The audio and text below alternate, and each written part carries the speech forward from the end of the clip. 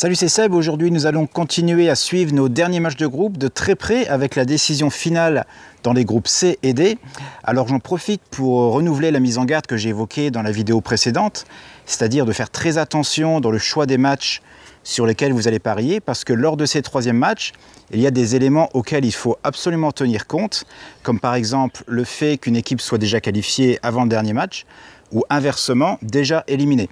Alors une équipe qualifiée pourra par exemple décider de faire tourner son effectif pour reposer certains joueurs et ne jouera donc pas avec son plein potentiel. Et une équipe déjà éliminée pourra faire la même chose, mais elle plutôt faire en sorte qu'un maximum de joueurs puissent participer à cette Coupe du Monde. Bon, ça c'est un des facteurs, mais il y en a d'autres, comme par exemple le fait qu'un joueur ait reçu un carton jaune lors des 2 premiers matchs. Dans ce cas-là, il y a de fortes chances que ce joueur soit laissé de côté pour ce dernier match de groupe, histoire de s'assurer qu'il n'en prenne pas un deuxième et soit absent pour les huitièmes de finale. Maintenant que ça c'est dit, passons à l'analyse de nos 4 matchs du jour.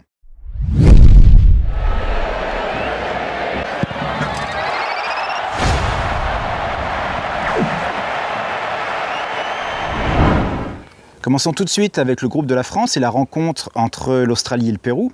Alors seule l'Australie a vraiment intérêt à gagner ce match, car elle a encore une chance de se qualifier si le Danemark perd contre la France et qu'elle bat le Pérou déjà éliminé. Cela dit, je pense que le Pérou va une fois encore se donner à fond parce qu'énormément de supporters ont fait le déplacement et ça va être un peu comme jouer un match à domicile. Donc méfiance sur ce match qui est loin d'être gagné d'avance par l'Australie.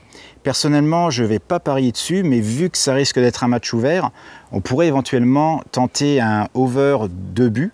J'ai vu la cote aux alentours de 1,60, 1,65, ce qui est plutôt correct. Le deuxième match du groupe C est celui de la France contre le Danemark. Alors la France n'a besoin que d'un nul pour assurer la première place et je pense qu'elle va se contenter d'assurer. 3 joueurs ont reçu un carton, il y a Matuidi, Tolisso et Pogba. Il y a donc de fortes chances qu'ils ne jouent pas ce match. De son côté, le Danemark devra se priver de Poulsen, un de ses attaquants qui est suspendu pour cette rencontre. Alors mon pronostic pour ce match est très prudent. Ce sera un Asian handicap de 0 sur la France, donc gain en cas de victoire et rembourser 6 matchs nuls. Bon, avec une petite cote de 1,45 sur Matchbook, mais je pense que ça vaut une petite pièce dessus. Et pour moi, ce sera 2% de mon capital. Passons maintenant au groupe D, là où figure le futur opposant de la France. Bon, là, c'est le suspense total, puisque les 4 équipes peuvent encore se qualifier. Nous avons tout d'abord Islande-Croatie, avec une Croatie déjà qualifiée. Mais surtout, un fait important, c'est que même en cas de petite défaite, la première place devrait lui être promise, à moins que le Nigeria fasse un carton contre l'Argentine. Donc ça veut dire quoi? Eh bien que la Croatie va avoir le luxe de pouvoir reposer une bonne partie de son équipe et par conséquent, ça pourrait faire le jeu de l'Islande. Donc je vais tenter quelque chose et ce sera un Asian handicap de plus 0,75 sur l'Islande avec une cote à 1,57 sur Matchbook. Mais je ne risquerai que 1% de mon capital sur ce pari. Et enfin, nous arrivons au dernier match de la soirée.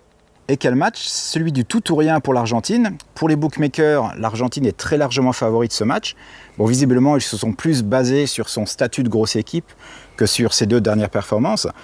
Et pour le Nigeria, le nul pourrait être suffisant, sauf au cas où l'Islande battait la Croatie avec au moins 2 buts d'écart. Je pense que l'Argentine a les moyens malgré tout de gagner ce match et un tout petit but pourrait suffire.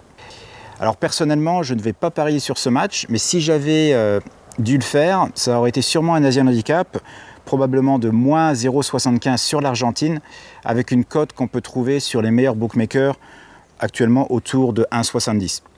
D'ailleurs, si vous souhaitez savoir comment parier sur ces bookmakers qui proposent les meilleures cotes, alors depuis la France, la Belgique ou tout autre pays où ils ne sont pas accessibles directement, sachez que j'ai fait 3 vidéos sur le sujet, elles sont entièrement gratuites et pour y accéder, il vous suffit de cliquer sur le premier lien en dessous de cette vidéo pour recevoir mes pronostics offerts.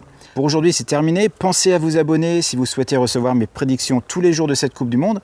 Quant à moi, je vous retrouve demain pour mon analyse des matchs qui vont notamment décider du sort de l'Allemagne et du Brésil. Ciao!